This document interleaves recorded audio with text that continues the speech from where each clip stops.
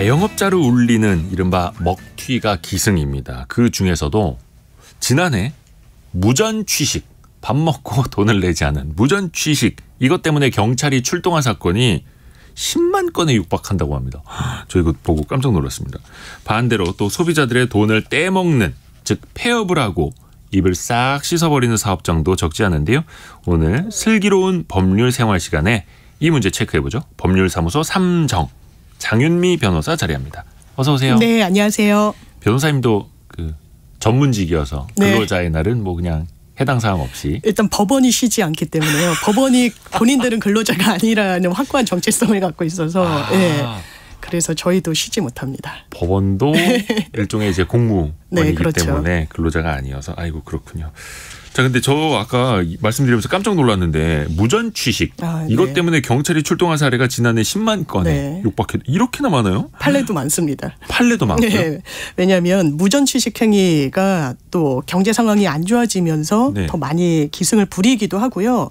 근데 처벌을 할 때는 이제 두 가지가 가능합니다. 기본적으로 비난 가능성이 좀 적다. 내가 밥 먹으러 왔는데 지갑을 두고 왔다. 이런 경우도 있을 수 있잖아요. 정말 어떤 내가 이걸 먹튀해야지 이런 의도가 있지 않은 경우도 있을 수는 있거든요. 네. 그런 경우도 처벌은 받을 수 있어요. 경범죄처벌법에 해당 조항이 있기 때문입니다. 아니 근데 그거는 이제 계산 안 하고 몰래 나가버리면 이 사람이 의도를 갖고 무전취식했다를 그렇죠. 할 수 있을 텐데 그게 아니라 지금 지갑이 네. 없어요. 옛날 같았으면 그냥 외상. 네, 그런 거죠. 좋은 게 좋은 것도 외상해서 다음에 갖다 드릴게 할 텐데 네. 요즘엔 그것도 어렵고. 예, 안 갖고 왔어요. 뭐 이러는데 사실 정당한 사유가 있다라고 보기 어려우면은 경범죄처벌법 3조 1항 39호에 이런 규정이 있어요. 예. 다른 사람이 파는 음식을 먹고 정당한 이유 없이 제값을 치르지 아니한 사람. 네. 이 경우에는 10만 원 이하의 벌금, 구류, 과료 처해질 수가 있는데요. 10만 원 이하. 네.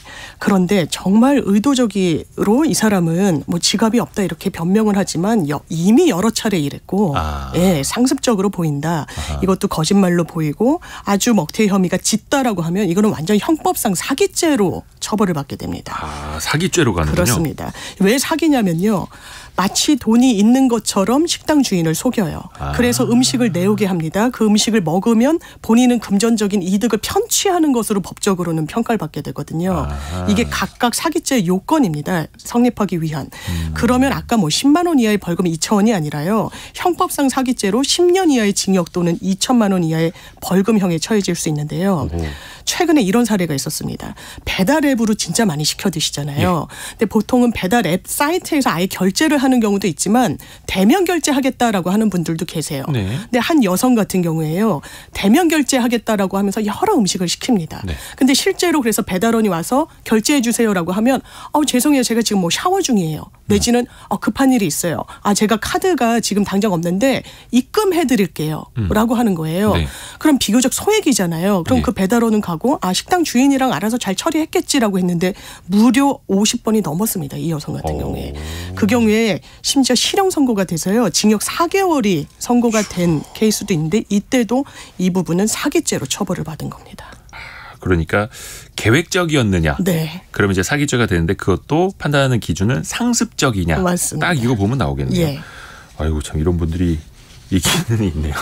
근데 또 점주 입장에서는 자영업 하시는 분들 입장에서는 이게 또 워낙 소액이고 내가 2, 3만 원 받자고 이거 신고하고 경찰서 왔다 갔다 하고 하면은 아이고 그 시간이 더 낭비겠다. 네. 해서 조금 신고 자체를 꺼려 하시는 분도 없지 않아 있다고 들었거든요. 있죠. 이거 돈을 돌려받는 절차가 그렇게 복잡한가요? 사실 돈을 돌려받는 게 재판을 하더라도 쉽지는 않습니다. 이게 그러니까 판결을 받더라도 집행이 되지 않는 경우들이 왕왕 있기 때문인데요.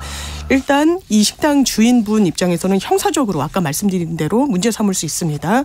공소시효도 상당히 길어요. 그냥 무전취식 단순 경범죄로 처벌한다고 해도 시효가 5년이고요. 네. 이거 상습적이야. 되게 악의적이다. 사기죄로 해야 된다라고 하면 시효가 10년입니다. 그러면 언제든지 신고는 가능하지만 문제는 비교적 소액인데 내가 왔다 갔다 하면서 시간을 길에 버리는 게 더 아까울 거다라고 생각하실 수 있는데요.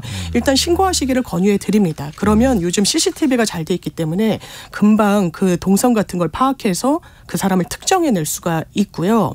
이 부분이 또 왜 중요하냐면 돈을 받기 위해서는 왜냐하면 불특정 다수가 이용하는 식당이잖아요. 누구한테 이런 민사적인 배상을 청구할지도 이 사람이 누군지 알지를 못하면 사실상 손을 놓을 수밖에 없습니다. 그래서 소액인 경우에는 정식 소송을 제기하는 건 상당히 부담이 되세요. 그렇죠. 예. 그러면 지급명령 신청 제도라고 해서 상대방을 알게 되면 이 사람의 이름, 주소를 모르더라도 핸드폰 번호를 알면은 보정 등을 통해 가지고 또 사실조회를 통해서 알 수가 있게 되는데요. 일단 돈을 보내는 겁니다. 이렇게 소장을 보내는 거예요. 소장. 예. 간이한 소장이라고 이해하시면 되는 지급명령 신청서를 보내서 상대방이 네. 아, 내가 이 돈 먹튀한 거 맞지라고 해서 주면 제일 깔끔하게 끝나는 거고요. 이것도 나 이거 다투어야 되겠는데 해서 이의 신청서를 법원에 상대방이 내게 되면 정식 소송으로 자동으로 넘어가게 됩니다. 아이고 또 이제 몇만 원 이게 떼인 사람 입장에서 보면 정신적으로도 스트레스, 금전적으로도 스트레스, 시간적으로도 그렇습니다. 낭비일 수 있는데 그래서 이제 간혹 가다가 어떤 사장님들은 내가 너 그냥 망신이라도 주겠다. 사회생활이라도 못하게 만들겠다 하면서 CCTV 그 먹튀하신 분의 얼굴을 공개해버리는 경우도 간혹 있거든요. 그렇습니다. 변호사로서는 그러지 말라고 저희 의뢰인이면 말씀을 드리죠. 왜냐하면 사실적시라고 하더라도 명예훼손에 해당할 수가 있기 때문인데요. 이 CCTV 영상 캡처된 사진만 올리면 이게 뭔지 사람들이 모르잖아요. 네. 그러니까 설명을 부과할 수밖에 없습니다. 이 사람이 몇 월 며칠에 우리 식당에 와서 얼마치를 먹고 이른바 먹튀를 한 사람이다 라고 하면 이게 심지어 사실이어도 팩트여도 진실이어도 이 사람의 명예는 훼손이 되는 거예요. 사회적 평가는 저해가 되잖아요. 그 뭐 실명, 홍길동, 뭐 아무개 안 하더라도요. 왜냐하면 사진이 있기 때문에 이 사람이 특정된다고 보는 겁니다. 멀리서 찍혀서 누군지 알아볼 수가 없지 않느냐 하면은 그래서 명예훼손은 기본적으로 그 대상이 특정이 돼야 되거든요. 말씀 주신 대로. 그래서 아나운서다, 국회의원이다 라고 해서 뭔가 비방적인 말을 한다라고 해서 그걸 명예훼손으로 처벌할 수는 없습니다. 사람이 아니잖아요. 직군이잖아요. 그런데 흐릿하더라도 대략이나마 그 사람의 지인들 내지는 그 맥락을 아는 사람이 알아볼 정도라고 하면 특정은 기본적으로 좀 넓게 인정을 해줍니다. 기사에서 A씨라고 써도 특정은 된다라고 보는 거거든요. 그 그래요? 기사의 맥락이 있기 때문에. 그렇다면 식당 주인 입장에서는 오히려 내 피해를 호소하는 글이 내가 명예훼손으로 처벌을 감내해야 되는 그런 상황이 발생할 수도 있는 그런 상황입니다. 그러니까 아무리 화가 나더라도 막 CCTV 공개해버리고 이래서는 안 되겠네요. 본인이 더 손해가 될 수 있으니까.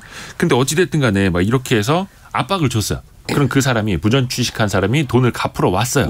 그러면 거기서 모든 일이 끝납니까? 아니면 처벌도 가능합니까? 실무에서는 끝나는 경우가 많기는 하죠. 뉴스 같은 거 보더라도 일행이 뭐 4-5명이라서 난 다른 사람이 낸 줄 알았다. 그런데 식당 주인이 올리셔서 이게 지급이 안 됐구나를 알았다라고 해서 내면 식당 주인분도 실제로는 문제를 안 삼는 경우가 있는데요.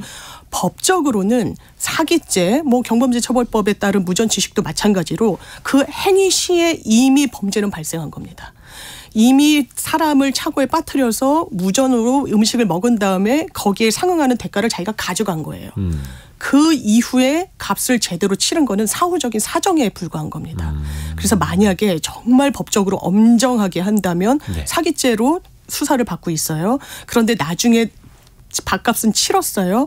그러면 이건 사후적인 사정으로 양형의 하나의 참작 사유로만 평가받는 것이 원칙이긴 합니다. 말 그대로 사후적인 거니까 참작 사유만 된다. 그렇습니다. 죄가 안 되는 건 아니다라는 거네요. 네. 그 아까 CCTV로 얼굴 공개하시는 분들도 잠깐 이야기를 했는데 요즘에 무슨 전세 사기, 그 임대인들이죠. 나쁜 임대인을 공개하는 사이트도 만들어졌어요. 그 간혹 보면은 화가 나서 그런 건지 정의로움에 그런 건지 모르겠지만 그런 사람들을 공개해버리는 사이트들이 종종 만들어지는데 이거는 법적으로 어떨까요? 이게 문제가 될 수 있죠. 제가 지금 말씀 주신 나쁜 집주인 인터넷 사이트를 지금 방금도 들어가 봤는데 8명의 얼굴이 그냥 모자이크 처리 없이 올라가 있고요. 그 사람의 나이, 이름, 그리고 몇몇 경우에는 직장까지 나와 있습니다. 그렇다면 이 부분을 어떻게 운영하냐고 그 운영진은 밝혔냐면요. 일단 임차인, 이게 전 재산이에요. 사실 보증금이. 돌려받지 못하면 전 재산을 날리는 겁니다. 대단히 임대인이 악질적이라고 볼 수 있는 부분이 있죠. 그래서 우리 당신 임차인한테 제때 보증금 못 돌려줬으니까 우리 신상공개하겠다. 2주를 드릴 테니 그 안에 해결을 보든지 2주 동안 제대로 보증금 지급이 이루어지지 않으면 우리가 신상공개를 하겠다라고 통지하고 올린다는 거예요. 그런데 이런 사적 자재, 처벌 같은 거는 법이 허용하지 않습니다. 최근에도 배드파더스라는 사이트가 있었어요. 이거는 이혼 이후에 양육비를 주지 않는 일반 배우자의 굉장히 상세한 내역을 막 어느 대학 출신인지 나이, 직장 올리는 사이트였거든요. 네. 유사하게 운영이 됐습니다. 당신 양육비 빨리 내세요. 내지 않으면 하겠습니다. 1심에서 명예훼손 무죄 선고했어요. 네? 1심에서는. 그래요? 왜 그러냐면 양육비라는 건 이 아이의 생존권과 결부되어 있기 때문에 너무나 공익성이 크다고 본 겁니다. 공익성이 크다. 그렇습니다. 그런데 항소심 너무 과하다고 본 거예요. 명예훼손 유죄라고 봤습니다. 지금 대법원까지 가고 있는데 이게 일반적으로 이 사건이 들어가기 전에 많은 법조인들은 이건 명예훼손에 해당할 여지가 매우 크다라고 평가를 했었어요. 공익성이라는 건 이 양육비라는 어떤 특수성 때문에 허용을 최소한 1심 법원에서는 해줬던 건데 이게 뒤집어졌기 때문에 상당히 유의하셔야 되고요. 왜냐하면 이런 인터넷에 게시하는 건 그냥 일반 형법 명예훼손보다 더 가중해서 처벌받습니다. 전파 가능성이 매우 높거든요. 퍼나르기가 굉장히 쉽고 불특정 다수가 접근할 수가 있거든요. 그래서 일반 명예훼손은 2년 이하의 징역인데요. 정보통신망법상 명예훼손은 3년 이하의 징역이고 3천만 원 이하의 벌금형에 처해질 수가 있습니다.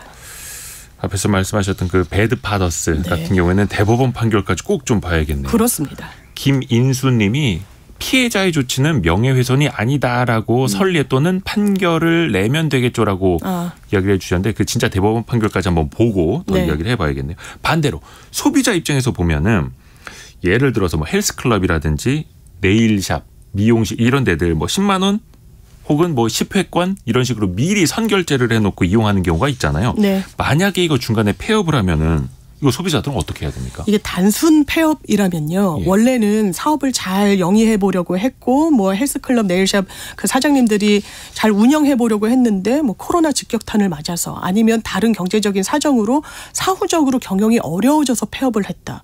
그러면 사실상 찾기는 어려운 부분이 있고요. 형사적으로 만약에 처음부터 자기들이 계속해서 운영할 생각도 없으면서 뭐 이런 케이스들도 있었죠. 결혼 업체에 이런 웨딩홀을 바로 접을 거면서 많은 신혼부부들 예비 신랑 신부들한테 돈 받았던 사람들도 있었거든요. 이거는 고의성이 있다고 보는 거예요. 그 시점에. 그러니까 돈을 받던 시점에 이 사업을 더 이상 운영할 의도나 어떤 의지가 없으면서 돈을 받아서 그 돈을 가져갔다라고 하면 사기죄로 처벌받지만 사후적으로 경영 상황이 어려워져서 불가피하게 문을 닫았다라고 하면 형사적으로는 문제를 삼기가 어렵고요. 그런데 고객 입장에선 돈을 돌려받는 게 관건 아니겠습니까? 네.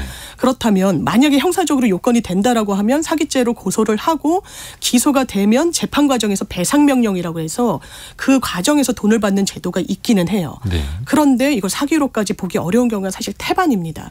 그러면 할부 항변권이라는 게 있어요. 보통 이 할부로 결제하시는 경우들이 많거든요. 그러면 더 이상 그쪽에 지급되지 않도록 내 나머지 할부 남은 부분은 나한테 돌려달라. 카드사에 이야기를 하시면 되는데 이게 할부 결제 모든 부분에 되는 게 아니고요.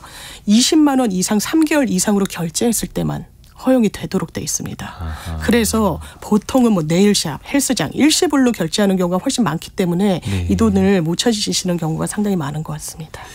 사기까지 끌고 갈 수는 없겠지만 그래도 카드사에 할부 항변권을 쓸 수 있다. 다만 이것도 20만 원 이상 3개월 이상 할부했을 때. 그러니까 그렇습니다. 쉽게 말하면 헬스장이나 네일샵 이런 데 결제할 때는 좀 할부로 한 게 유리하겠네요. 길게 하시는 게 낫죠.